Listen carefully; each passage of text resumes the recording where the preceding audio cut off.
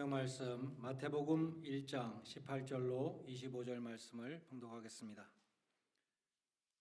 마태복음 1장 18절로 마지막 절 25절까지 봉독합니다. 예수 그리스도의 나심은 이러하니라.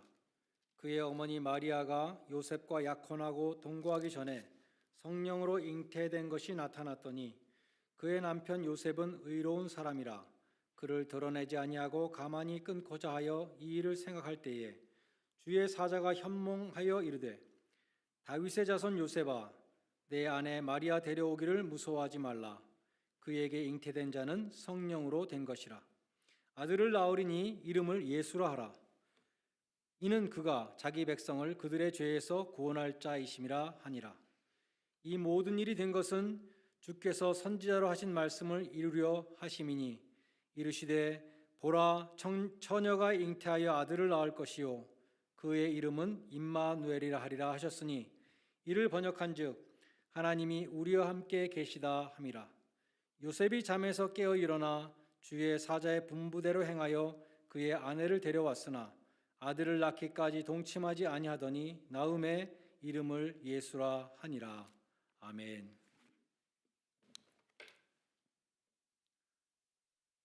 교회력에 따르면 추수감사 주일이 지난 바로 다음 주일 곧 오늘부터 대강절 혹은 대림절 영어로 애드벤트 기간이 시작됩니다. 대강절 혹은 대림절, 이 대자는 기다린다는 것이죠. 대망한다. 근데 강림, 주님의 강림에 강자에 붙이면 대강절이 되고 림자에 붙이면 이제 대림절이 되는 것입니다. 부활절 앞에 사순절이 있는 것처럼 성탄절 앞에 대강절이 있습니다. 오늘부터 성탄을 준비하는 마음으로 성탄에 관한 설교를 하려고 합니다. 캘리포니아 주의 디즈니랜드 근처에 유명한 수정교회 크리스터 카시드럴이 있었습니다. 긍정적 사고라는 것을 주창한 로버트 슐러 목사님이 오랫동안 목회하셨는데 2006년에 아들 목사에게 물려주었다가 2008년에는 딸 목사를 담임으로 앉혔지만 2010년에 부채를 감당하지 못하고 파산 신청을 하게 되었습니다. 지금은 크라이스트 커시드럴이라는 이름으로 로마 캐톨릭 교회가 되었습니다. 수정교회가 아직 괜찮았던 2004년 성탄절이었습니다. 그 교회에서는 성탄절마다 글로리 오브 크리스마스라는 대규모 뮤지컬을 공연했습니다. 양과 낙타와 같은 동물들이 실제로 나오고 로마 기병들이 말을 타고 등장하고 전 세계에서 많은 관광객들이 와서 관람을 했던 유명한 할로데이 쇼였습니다. 그 뮤지컬의 음악 감독이었던 조니 칼이라는 사람은 수정교회 오케스트라 지휘자로 29년간 봉직한 사람이었습니다. 그는 세상적으로도 성공한 음악가로서 셀린 디온 같은 유명한 가수들의 노래를 편곡하고 녹음했습니다. 그러한 그가 2004년 성탄절 공연을 2시간 앞두고 교회 건물 안에 있는 자신의 사무실에서 허공을 향해 권총을 발사했습니다. 그리고 교회 화장실에 바리케이드를 치고 경찰과 대치하다가 새벽 2시경에 스스로 목숨을 끊었습니다. 그가 그러한 행동을 한 이유는 우울증이었다고 합니다. 참으로 아이러니한 일이라고 할 수 있습니다. 성탄의 영광과 기쁨을 노래하는 그 뮤지컬을 음악으로 만들고 지휘하는 사람이 우울증을 이기지 못하고 자살했다는 것입니다. 그는 성탄의 기쁨을 훌륭한 음악으로 표현했지만 정작 그의 마음에는 성탄의 기쁨이 없었습니다. 성탄의 기쁨은 캐롤을 부른다고 생기지 않습니다. 성탄의 기쁨은 선물을 받는다고 생기지 않습니다. 이 성탄의 참 기쁨은 아기 예수에게서만 얻을 수 있습니다. 우리는 오늘 읽은 마태복음 1장 20절로 23절을 통해서 예수님이 가지고 오신 성탄의 기쁨을 예수님의 두 이름에서 찾아볼 수 있습니다. 주의 사자가 현몽하여 이르되 꿈에 나타나서 이르되 다윗의 자손 요셉아, 내 아내 마리아 데려오기를 무서워하지 말라. 저에게 잉태된 자는 성령으로 된 것이라. 아들을 낳으리니 이름을 예수라 하라. 이는 그가 자기 백성을 자기 죄에서, 저희의 죄에서 구원할 자이심이라 하니라. 이 모든 일이 된 것은 주께서 선지자로 하신 말씀을 이루려 하심이니, 가라사대 보라, 처녀가 잉태하여 아들을 낳을 것이요 그 이름은 임마누엘이라 하리라 하셨으니, 이를 번역한즉 하나님이 우리와 함께 계시다 함이라. 여기 보면 두 이름이 나오고 그 두 이름에 대한 뜻이 또한 나옵니다. 예수라는 이름은 구원자라는 뜻이고, 임마누엘이라는 이름은 하나님이 함께 계시다라는 뜻이라고 설명하고 있습니다. 성탄이 기쁜 첫 번째 이유는 예수님이 구원자로 오셨기 때문입니다. 2012년에 커네티컷주의 뉴타운에 위치한 샌디훅 초등학교 총기 사고가 일어났습니다. 기억하시는 분들도 많이 있겠지만 1학년 아이들이 20명, 선생님이 6명이 희생이 되었습니다. CBS 뉴스 시간에 그 비극의 와중에서 있었던 일화가 한 가지 소개되었습니다. 그 학교의 3학년 학생 가운데 8살 된 루크 산타나라는 남자아이가 있었는데, 이 아이는 친구들이 서로 부둥켜 안고 어쩔 줄 모르고 공포에 떨고 있을 때, 심지어 선생님도 울고 있을 때 괜찮다고 친구들을 안심시켰다는 것입니다. 그러면서 뭐라고 했는가 하면, Don't worry, stop crying. My dad is a cop. He's going to help. 걱정하지 마, 울지 마, 우리 아버지 경찰이야. 우리 아빠가 와서 도와줄 거야. 이렇게 말했다는 것이죠. 그 아이는 그처럼 말하면서 친구들을 진정시켰습니다. 루크의 아빠는 옥스포드라는 바로 옆 타운에 근무하는 경찰이었는데, 총격 소식을 듣고 아들의 학교로 쏜살같이 달려왔습니다. 그들은 아들의 그 교실로 막 뛰어가면서 끔찍한 광경들을 목격하고 구토를 했다고 합니다. 아빠는 아들을 발견하고 와라 끌어안았습니다. 뉴스 앵커가 그 아들 루크에게 묻습니다. 그때 아빠에게 뭐라고 말했니? 루크는 아빠, 왜 이렇게 오는데 시간이 오래 걸렸어? 라고 물었다고 대답했습니다. 이 천진난만한 어린아이는 아빠가 와서 구해줄 것을 철석같이 믿었습니다. 그리고 그 믿음을 친구들에게도 전했습니다. 우리 아빠가 올 거야. 우리 아빠가 와서 구해줄 거야. 그 아이가 죽음의 공포 속에서 믿고 기다리던 그 아빠를 봤을 때 얼마나 기뻤을까요? 그것이 바로 구원자입니다. 예수님도 우리의 구원자로 오셨습니다. 죄와 사망이 가득한 땅에 죽을 수밖에 없는 죄인들을 위해서, 우리를 구하시기 위해서 하늘 보좌를 버리시고 내려오신 것입니다.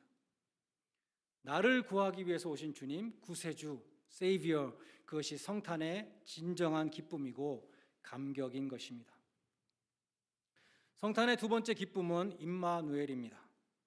그 이름을 임마누엘이라 하라 하셨으니, 이를 번역한즉 하나님이 우리와 함께 계시다 함이라. 성탄은 하나님이 우리와 함께 계심을 보여주는 사건입니다. 예수님은 사람의 육신을 입으시고 동정녀의 몸에서 나셨습니다. 히브리서 2장은 예수님이 피와 살을 가진 사람의 몸을 입고 오신 것에 대해서 예수님이 형제들과 같이 되셨다, 이렇게 표현합니다. 히브리서의 신학은 예수님이 대제사장이라는 것입니다. 대제사장은 백성들을 대표해서 하나님께 나아가는 중보자였습니다. 그러므로 대제사장은 반드시 그 백성 중에 한 사람이어야 했습니다. 오늘날도 유엔에서 한국 대표는 한국 사람이어야지 되죠. 로드아일랜드 중앙한인교회 대표를 뽑는다면 반드시 우리 교회 교인 중에 한 명이 되어야 할 것입니다. 예수님이 인간을 대표하는 대제사장이 되기 위해서는 반드시 인간이 되셔야 했다는 것입니다. 히브리서 2장 17절은 이렇게 말씀합니다. 그러므로 저가 범사의 형제들과 같이 되심이 마땅하도다. 이는 하나님의 일에 자비하고 충성된 대제사장이 되어 백성의 죄를 구속하려 하심이라. 히브리서 2장은 예수님이 우리의 형제 되심을 증거하기 위해서 시편 22편을 인용합니다. 시편 22편은 성경에서 가장 대표적인 메시아 예언 시입니다. 내 하나님이여 내 하나님이여 어찌하여 나를 버리셨나이까. 이 1절 말씀은 예수님이 십자가상에서 하신 바로 그 말씀입니다. 나는 벌레요 사람이 아니라 사람의 회방거리요 백성의 조롱거리니이다. 나를 보는 자는 다 비웃으며 입술을 삐죽이고 머리를 흔들며 말하되 저가 여호와를 의탁하니 구원하실 걸, 저가 기뻐하니 건지실 걸 하나이다. 이 말씀도 십자가에 달리신 예수님 앞에서 사람들이 조롱했던 그 모습을 그대로 보여주고 있습니다. 내 힘이 말라 질그릇 조각 같고 내 혀가 이틀에 붙었나이다. 또 주께서 나를 사망의 진토에 두셨나이다. 개들이 나를 에워쌌으며 악한 무리가 나를 둘러 수족을 찔렀나이다. 예수님, 로마 군병들이 예수님을 창으로 찌르는 것까지 다 예언하고 있습니다. 심지어 로마 군병들이 예수님의 옷을 제비 뽑아 나누는 장면까지 예언합니다. 그러다가 이제 22절부터 승리하신 메시아의 영광을 노래합니다. 히브리서 2장 12절은 시편 22편 22절을 예수님에게 적용했습니다. 내가 주의 이름을 형제들에게 선포하고 내가 주를 교회 중에서 찬송하리라. 고난을 뚫고 승리하신 그리스도가 이제 형제들에게 아버지의 이름을 선포하겠다고 말합니다. 아버지의 이름을 선포한다는 것은 아버지의 그 능력과 성품을 선포한다는 것이죠. 그리고 형제들이 바로 교회라고 말씀합니다. 내가 주를 교회 중에서 찬송하리라. 예수님은 교회 중에 계십니다. 예수님은 우리의 찬송, 우리의 이 예배에도 동참하십니다. 가장 중요한 것은 주님이 형제들을 위해서 죽으셨다는 것입니다. 주님은 형제들에게 자기의 생명을 주신 분입니다. 임마누엘은 God with us 라고 설명되어 있습니다. 제임스 보이스 목사님은 God is with us in sorrow, in temptation, and in spiritual warfare against Satan 이렇게 세 가지로 설교하셨습니다. 하나님은 우리가 슬픔 중에 있을 때에 도우십니다. 대부분의 사람들의 인생에는 좋은 일도 물론 있지만 슬픔이 항상 있습니다. 사랑하는 사람이 죽습니다. 내가 병이 듭니다. 직업이나 재산을 잃어버리기도 합니다. 그러나 감사하게도 예수님이 그런 시간에 함께 하시고 이해하시며 도와주십니다. 이사야서 53장 말씀처럼 그분은 슬픔을 아시고 고난을 많이 겪으셨습니다. 예수님은 배고픔과 오해도 겪으셨습니다. 종국에는 배신을 당하시고 십자가에 못 박히셨습니다. 많은 사람들이 간증하기를 정말 예수님과 가장 가까이 있었던 그 시기는 내가 사람들에게 버림받고 어려움을 겪을 때 그때 주님과 가장 가까웠다라고 간증합니다. 왜 그렇습니까? 그럴 때 주님께서 함께 하셨기 때문입니다. 예수님은 우리가 유혹을 받을 때에도 함께 하시는 하나님이십니다. 우리가 그리스도인이라고 해서 유혹을 받지 않는 것이 아닙니다.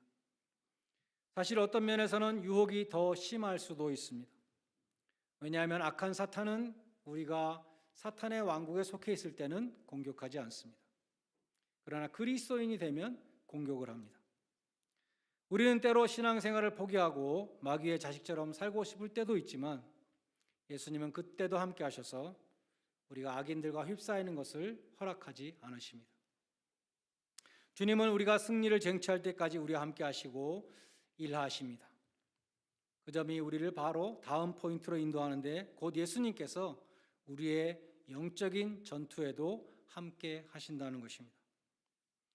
바울은 에베소 교인들에게 이렇게 썼습니다.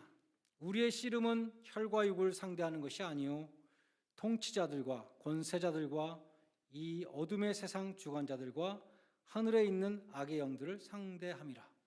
통치자들, 권세자들, 세상 주관자들 이 모든 것들은 다 악한 영들의 여러 가지 표현들입니다.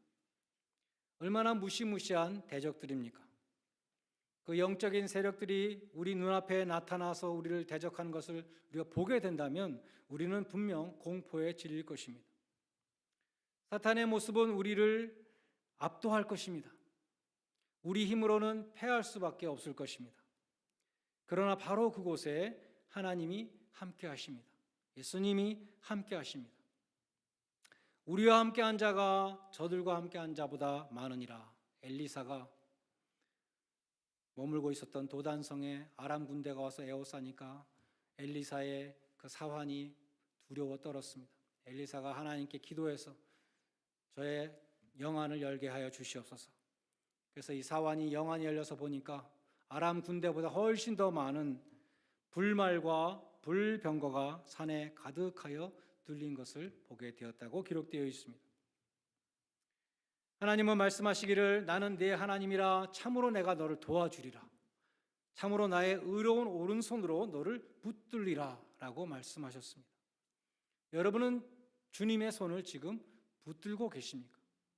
그러면 여러분은 승리하는 것입니다.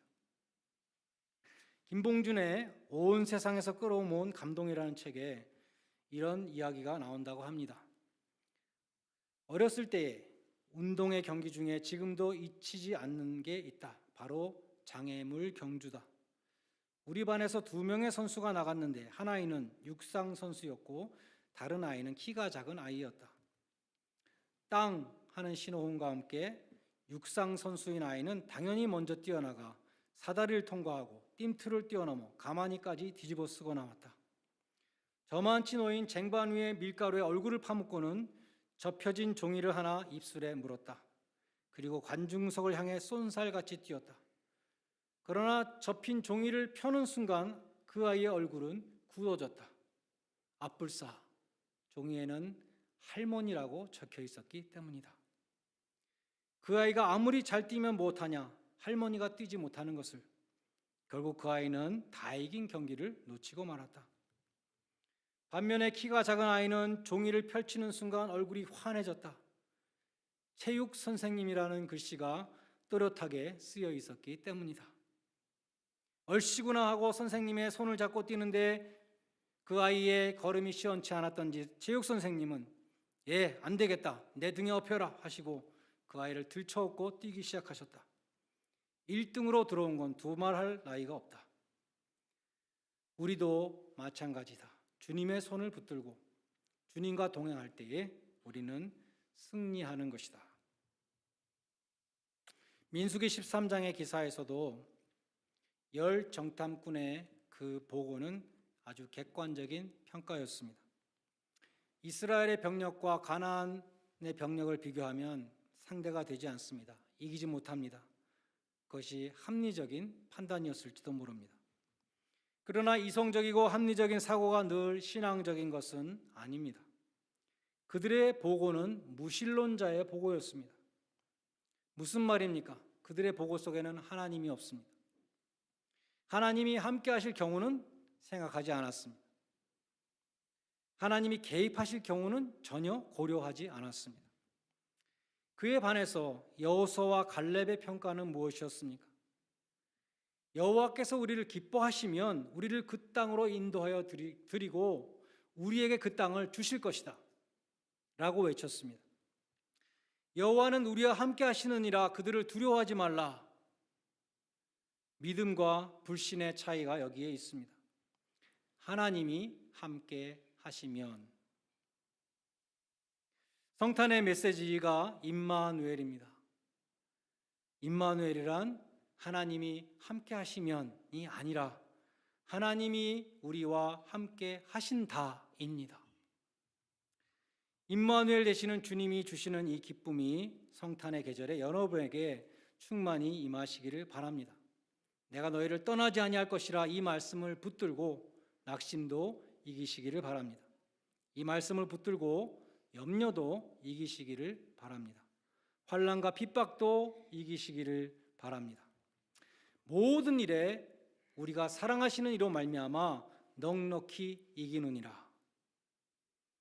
죄와 사망이 가득한 땅에 구세주로 오셔서 임마누엘로 함께 하시는 그 주님으로 말미암아서 환난이나 공고나 핍박이나 기근이나 적신이나 위험이나 그 어떤 난관도 능히 이기시고 승리하시는 하나님의 자녀들 다 되시기를 주님의 이름으로 간절히 축원드립니다. 기도하시겠습니다. 하나님 아버지, 저희의 구원자가 되시며 동반자로 오신 그 주님의 탄생이 우리 마음속에 큰 기쁨이 되게 하여 주시옵소서. 세상 사람들은 기뻐할 수 없는 환경 속에서도 우리를 버리지 아니하시며 떠나지 아니하시는 그 하나님으로 인하여 기뻐하며 감사하게 하여 주시옵소서. 나를 구원하시기 위해서 육신을 입고 오신 주님, 십자가에서 나의 죄를 사하신 주님을 기억하며 기다리는 성탄의 계절이 되게 하여 주시옵소서. 예수님의 이름으로 기도드리옵나이다. 아멘. 찬송가 325장 부르시면서 헌금하는 순서를 갖겠습니다.